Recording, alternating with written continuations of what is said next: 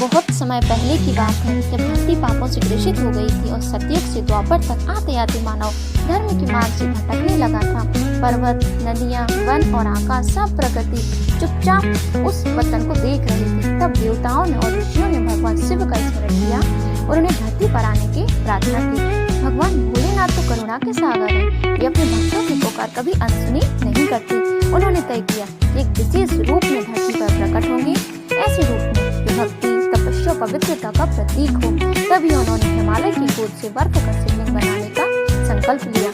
हिमालय की एक गुप्त गुफा में आज जहाँ अमरनाथ गुफा मानी जाती है, भगवान शिव ने अपने दिव्य तेज से बर्फ के शिवलिंग की रचना की। यह शिवलिंग हर साल श्रावण मास की अपने आप प्रकट हो जाता है। कहते हैं यह वही स्थान है जहाँ भगवान शिव ने माता पार्वती को अमर कथा सुनाई थी। वह ग्रह रहस्य जिससे कोई भी मृत्यु से मुक्त हो जाता है।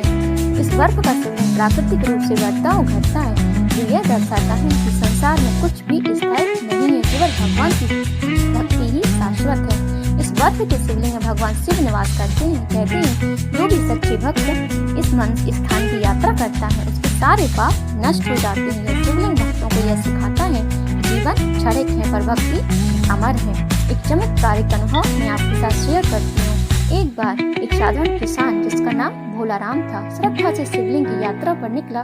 रास्ते में बर्फबारी हो गई, वह रास्ता भटक गया, थककर वहीं बैठ गया और बोला, भोलेनाथ अब सब तेरे ही हाथ में है।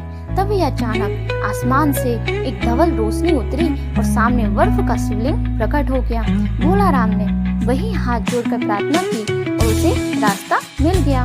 लौटकर उसने अपने गांव में शिवलिंग का दर्शन मंदिर बनाकर करवाया। तब से वह स्थान भी भोलेश्वर धाम के नाम से प्रसिद्ध हो गया। बर्फ का शिवलिंग यह सिखाता है कि ईश्वर हर रूप में विद्यमान है, कभी अग्नि, कभी जल और कभी हिम में। अगर श्रद्धा सच्ची हो तो भगवान स्वयं प्रकट हो जाते हैं। प्लीज लाइक एंड सब्सक्राइब करें मेरे चैनल को और भोलेनाथ की इस कथा को शेयर करें। Thank you.